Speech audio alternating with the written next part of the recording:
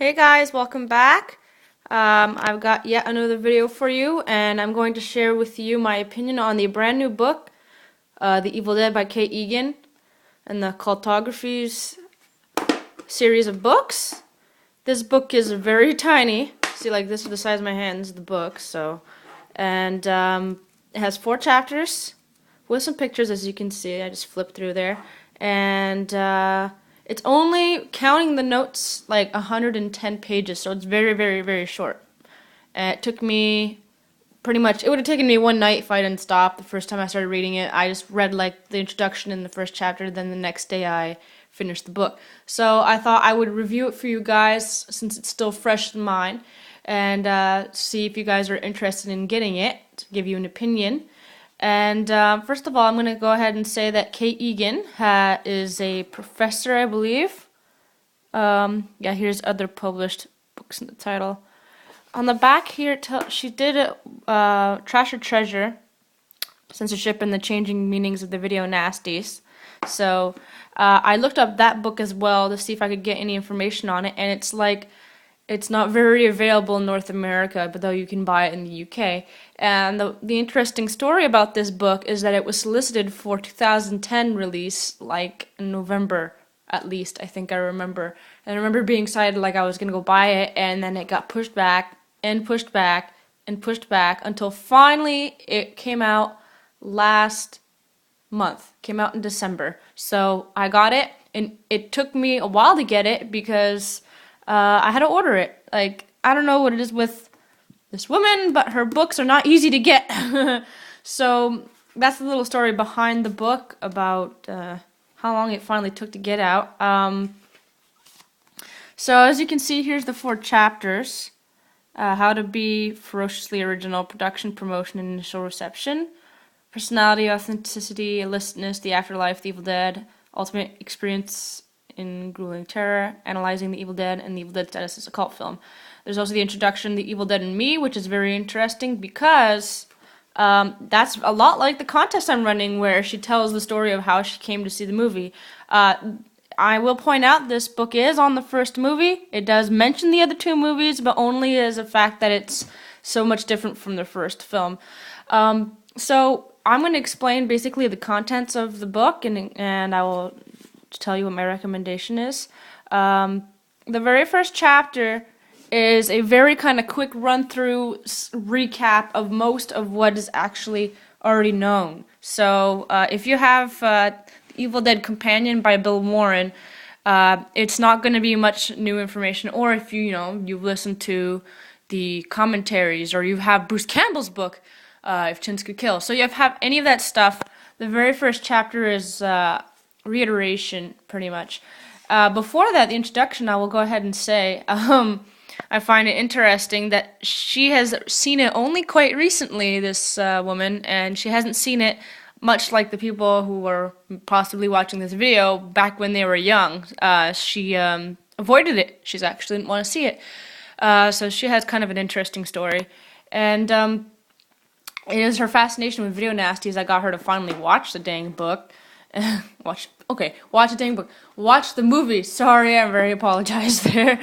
But since this book has references, like it has a bibliography and notes, basically what this book is like, it's like one big research paper.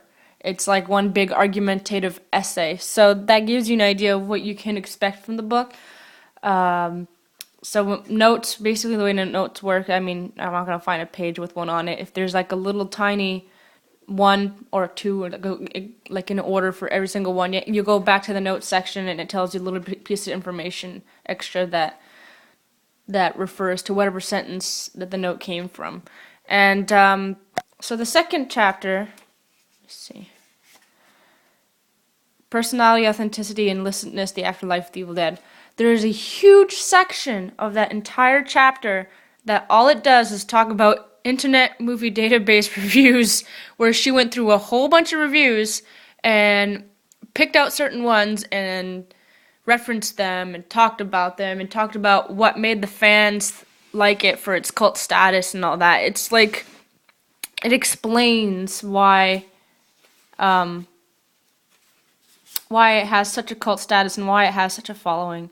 So kind of like, yeah, the afterlife of the Evil Dead. Pretty much that's what it's like, and that's just one part of the chapter. She really goes in depth, and like I said, this is kind of like an essay or a research paper.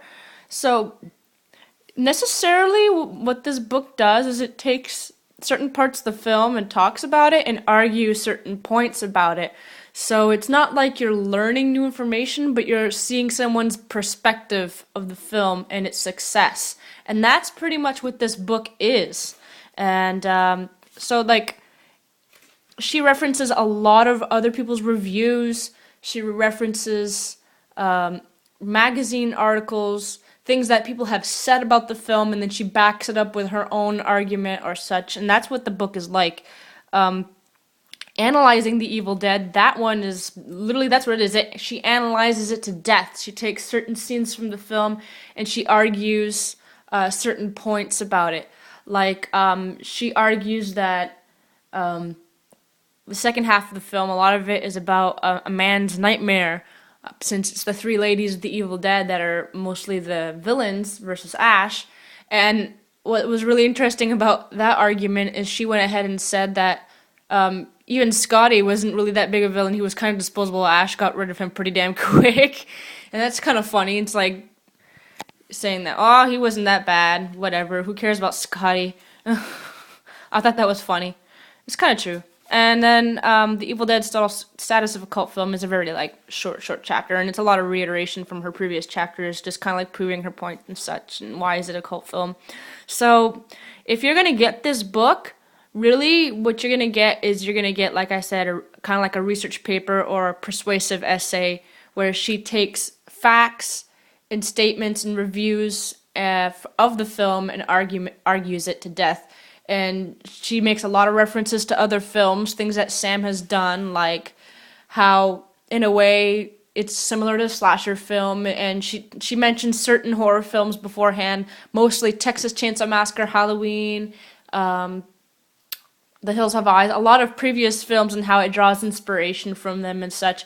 So if you're really wanted to learn more about production and stuff, it's not really like the book for you, though there is a little bit more in-depth information about the video nasty, the fact that it was a video nasty and how it was banned.